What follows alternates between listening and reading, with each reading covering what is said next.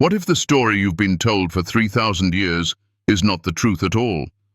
What if Eve was never taken from Adam's rib, but from something far more profound, something hidden in the ancient Hebrew word Tzela, a truth your Sunday school never dared to speak? Picture Eden bathed in golden light, the air alive with the scent of unspoiled creation. Adam walks alone through gardens overflowing with life, yet none of the pairs around him carry his reflection. There is a divine ache in his heart, a holy longing written into his very being. And then God moves, a deep, supernatural tardama, a sleep beyond human dreaming, wraps around Adam, not to steal a bone, but to divide the very side of his essence, shaping a counterpart equal in glory, strength, and soul. This is not the story of subordination, it is the story of perfect partnership. For centuries, mistranslation has caged women, reshaped law, and written inequality into the script of culture. The word Tzela never meant rib, it meant side, two halves reunited, walking as one flesh under the design of heaven. Yet this truth was buried beneath doctrine and tradition, changing the course of humanity's understanding of love, unity, and divine order. In this video, we will return to the garden before the serpent's lie, before the fall distorted the blueprint. We will uncover the hidden history of Lilith, explore why God changed his method, and reveal how a single mistranslation shaped the world you live in today. And when you see it, truly see it, you may never read Genesis the same way again. I want to hear your voice. Does this truth resonate with you, or does it challenge everything you've believed? Share your thoughts below, because the garden's call is still echoing, and together we're about to step back into the light. Before the dawn of Eve, before her name was ever breathed into the winds of Eden, there was a silence that even the singing rivers could not fill. The garden was perfect, lush and radiant under the breath of God, yet in its heart was one soul walking alone. Adam, formed from the dust and crowned with the image of his Maker, tended to the life all around him. Every creature had its mate, lion with lioness, eagle with eagle, the song of paired voices rising in harmony. But he, the steward of creation, stood unmatched. In the quiet hours of the morning, when light spilled over the trees like molten gold, Adam would watch the deer graze in twos, the birds soar in twos, and he felt it, a sacred longing, not for possession, but for completion. This was not a deficiency, but a divine seed planted deep in his being, a whisper that said, "It is not good for man to be alone." And so, the Creator prepared, not in haste, not in a hurried word, but with the deliberate patience of one who designs eternity. Then came the tardama, a supernatural sleep unlike any human rest, a descent into the mystery where God himself could work unseen. The Hebrew word speaks of a holy stillness, the kind that precedes revelation. In that sleep, heaven moved to answer the ache of a human heart. Here is the first lesson Eden offers us. God does not rush the making of relationship. He orchestrates every union with intention, shaping it in hidden places before it is revealed. How many times in life have we felt the loneliness of waiting, mistaking God's preparation for his absence?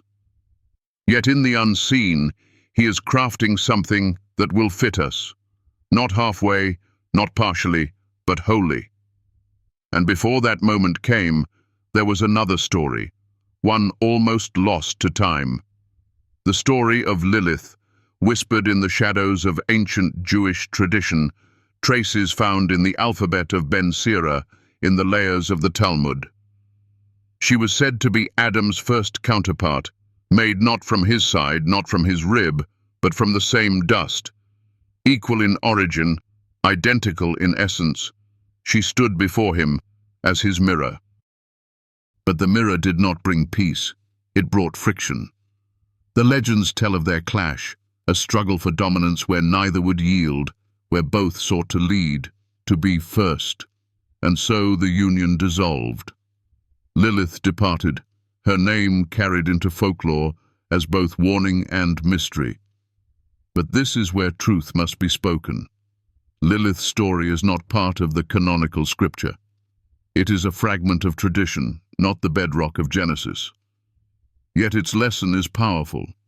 Equality is not sameness. To be equal in value does not mean to be identical in function. God's design thrives not when two forces compete for the same space, but when they move in harmony, each honoring the strength of the other. In our modern world, we see the same pattern. Relationships crumble when both hearts demand to steer without learning how to row together. We are reminded that oneness is not the erasure of difference. It is the weaving of difference into unity. From the tale of Lilith, whether history or parable, another truth unfolds: why God altered his method when creating Eve. The first attempt at human partnership mirrored too closely. It produced not a bond, but a battle. The divine goal was not two identical wills locked in perpetual contest, but one flesh, distinct yet united, a living picture of love's cooperation. This is the wisdom behind Genesis 2:24, where the man is told to leave father and mother and be joined to his wife, and the two become one flesh. Paul echoes it centuries later, speaking not of hierarchy, but of profound unity. Think of the countless homes, even today, where peace is shattered because both seek to dominate instead of serve. Love becomes a tug of war instead of a dance. But when we return to Eden's blueprint, we see something higher, a partnership in which strength does not threaten and leadership is shared in love's rhythm. And perhaps this is where the call becomes personal. If God's original design was not about one ruling over the other, what does that mean for the way we live, love, and lead now? This is the bridge that leads us deeper into the mistranslation that has shaped millennia and the truth that waits to set it right. For 3,000 years, the mistranslation of a single Hebrew word has shaped laws, sermons, and the very roles men and women have been told to play. Tzela, the word in Genesis that has been handed to the world as rib, was never meant to be so small, so fragile. In the Hebrew tongue, it breathes a different meaning: side, a word used for the sides of the tabernacle, the sides of mountains, structural, equal, weight-bearing. To take side and diminish it to rib is to take a cathedral and call it a splinter. Yet that single reduction altered the fabric of culture.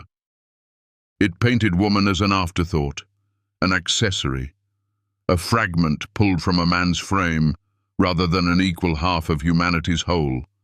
From pulpits to parliaments, from wedding vows to whispered expectations, the weight of that mistranslation has bent the truth of Eden's design. And yet, the text itself, when read in its ancient tongue, tells a different story. How many of our beliefs would shift if we dared to read Scripture in the language it was first sung into existence? How much of our understanding of love, leadership, and identity would be healed if we returned to the original meaning? Imagine the moment when the Creator bent over Adam in the hush of Tadamah. This was no quick incision to extract a bone. This was the first divine surgery. In the unseen space between breath and waking, God split the human form into two complete beings. He did not take less to make more. He took wholeness and brought forth wholeness. And from that creative act came the woman, Ezer Kenegdo, a Hebrew phrase pulsing with strength, meaning a helper equal to and opposite.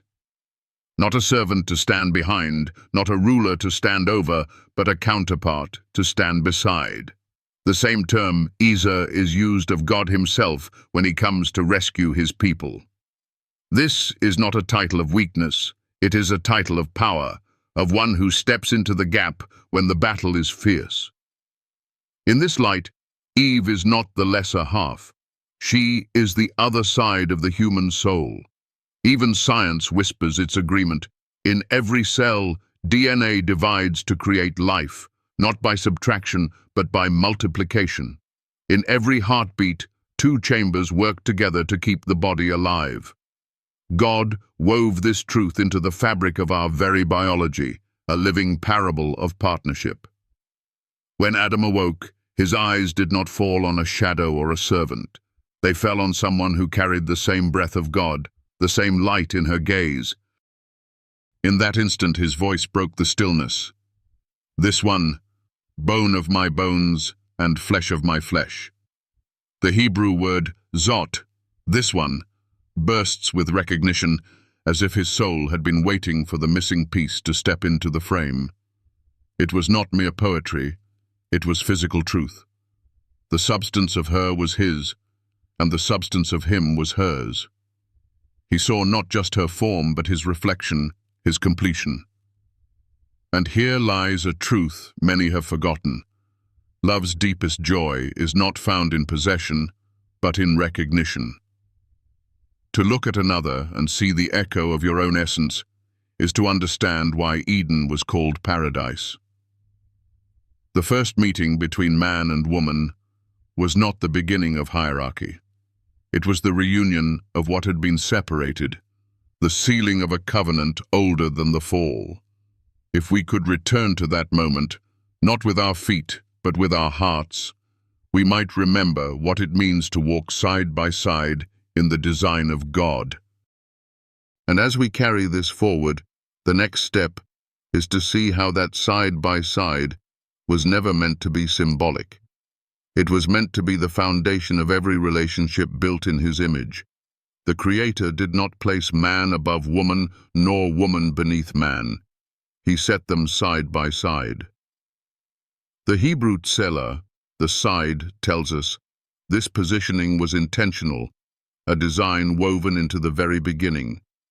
From the first breath Eve drew, she was never meant to walk a step behind, nor to stand in front as a rival. They were to move shoulder to shoulder, each carrying a share of the weight, each lending strength where the other faltered. Even the Messiah himself would later speak of this kingdom principle.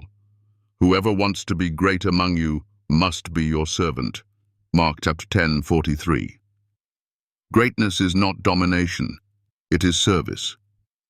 True partnership is not about competing for control, but about completing what is lacking in one another. Picture the couple who builds their home together, not just walls and roofs, but a sanctuary of trust. He listens when her heart is heavy. She speaks courage when his hands grow weary. No crown is heavier than the one worn alone, and no burden is lighter than the one carried together. This is the Eden design, still calling us to live without the poison of hierarchy. It is no wonder, then, that the serpent's first strike was aimed not simply at Eve's mind, but at the partnership itself. In the shadows of Eden, the enemy whispered not just lies about fruit and knowledge, but seeds of division, an invitation to act apart from, instead of alongside, the one she was made to walk with. When Genesis 3 unfolds, we see the fracture. The man blames the woman blames the serpent, and the seamless unity between them unravels. From that moment, the balance shifted. Roles bent under the weight of mistrust, and what was meant to be a union became a subtle contest for survival. This same pattern echoes in our modern world, in marriages where silence becomes a wall, in workplaces where men and women compete instead of collaborate, in friendships where comparison steals joy. The serpent's true weapon was not the fruit, it was the fracture of oneness. When the alliance is broken, the mission collapses. That fracture rippled outward, far beyond Eden's gates. The mistranslation of Tzela to rib reinforced the wound, feeding centuries of doctrine that placed women in the shadows. Laws were written with this bias. Pulpits echoed with it. Art and literature carried its image. It painted half of humanity as secondary, and in doing so, it shackled the other half to a distorted sense of leadership. Even the church, called to embody Christ's example, was swept into the current, often elevating hierarchy over humility. Yet history shows that whenever the truth of the original design is rediscovered, transformation follows. Women step into their God-given authority. Men find freedom in shared responsibility. It is not a revolution of rebellion, but a restoration of creation. Consider the impact on today's conversations about gender, equality, and the role of women in ministry. When we see each other through the lens of the original text, we dismantle walls built by centuries of misinterpretation. To restore the original design is to heal the oldest fracture. It begins not with grand declarations, but with quiet, intentional acts. In marriage, it is the choice to listen without the need to win. In ministry, it is creating space for every voice God has anointed. In the workplace, it is valuing input based on wisdom, not titles. In friendship, it is seeing the image of God before the image of expectation.